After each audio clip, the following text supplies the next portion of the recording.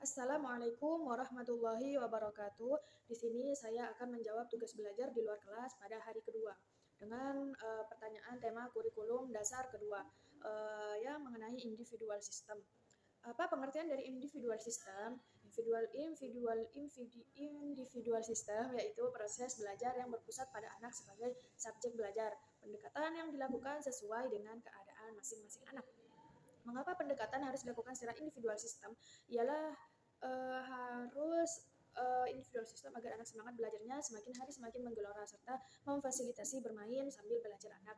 Apa tujuan yang dicapai dengan melakukan pendekatan secara individual system? Uh, Tujuan yang ingin dicapai adalah agar proses belajar dapat dilakukan secara bertahap. Di Bimbang, murid dan guru memiliki peran masing-masing. Sebutkan apa peran guru dan murid. Peran murid yaitu peran guru yaitu memberikan hak kepada anak, hak anak harus terpenuhi dan menciptakan suasana pendidikan yang menyenangkan kepada anak, mengetahui karakter dan kesukaan anak.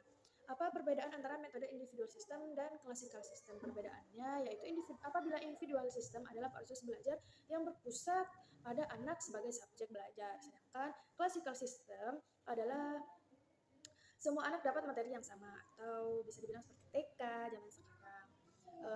Bagaimana cara yang dilakukan motivator agar dapat melakukan pendekatan secara individual system? Di sini cara pendekatannya yaitu harus dilakukan mengenal dan melakukan pendekatan sesuai dengan karakter dan kesukaan anak. Dan dampak yang terjadi apabila dilakukan individual system adalah anak merasa semangat dalam belajarnya dan semakin hari semakin bertambah semangatnya. Dan apabila diterapkan classical system yaitu anak lebih cenderung menyeragamkan metode dan materi pelajaran sehingga kurang memperhatikan bakat dan minat anak. Baik, lanjut pada pertanyaan yang B. Metode variation skill. Apa pengertian dari variation skill? Variation skill adalah kemampuan yang harus dimiliki setiap motivator dalam memvariasikan antara aspek belajar dan kegiatan belajar. Mengapa kegiatan belajar harus divariasikan? Di sini mengapa kita harus mempunyai kreatif agar tentunya anak-anak agar tidak merasa cepat bosan, cepat jenuh atau tidak semangat dalam belajarnya. Apa tujuan yang ingin dicapai dengan memvariasikan kegiatan belajar? Yaitu agar anak-anak tentunya tidak bosan, semakin tertarik kepada modul, bersemangat dan antusias belajarnya semakin tumbuh. Sebutkan 3 dari aspek belajar yaitu kemampuan efektif, kemampuan kognitif, dan kemampuan psikomotorik. Kegiatan apa yang termasuk aspek kognitif seperti membaca, berhitung, dan lain-lain. Sedangkan pada kegiatan efektif yaitu seperti bernyanyi, berdialog, berdongeng, dan bercerita. Sedangkan pada kegiatan psikomotorik yaitu seperti menangkap, melempar, menari, dan mewarnai. Bagaimana cara motivator memvariasikan kegiatan belajar dengan aspek belajar yaitu dengan memvariasikan dengan menggunakan teori bandul.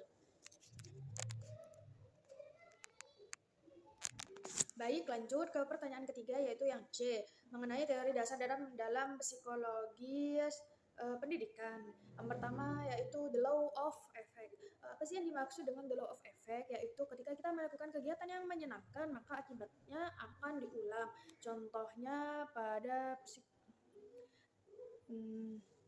jadi apabila kita melakukan kegiatan yang menyenangkan, maka akibatnya nanti akan diulang secara tidak langsung. Membimbing dengan cara menyenangkan, maka akan anak merasa senang dan akan mengulangi kegiatan yang sama setiap harinya. Dan itu adalah tugas motivator dengan menciptakan ruang kelas yang menyenangkan bagi anak. Maka dengan secara alamiah maka anak akan senang dan akan mengulang kegiatan tersebut. Nah, di sini the law of exercise yaitu kegiatan yang terus diulang maka akan berdampak mampu dalam masa belajar. Dan yang dimaksud dengan the law of readiness yaitu ketika seorang semakin mampu dan semakin siap dan terampil dan semakin menyenangkan.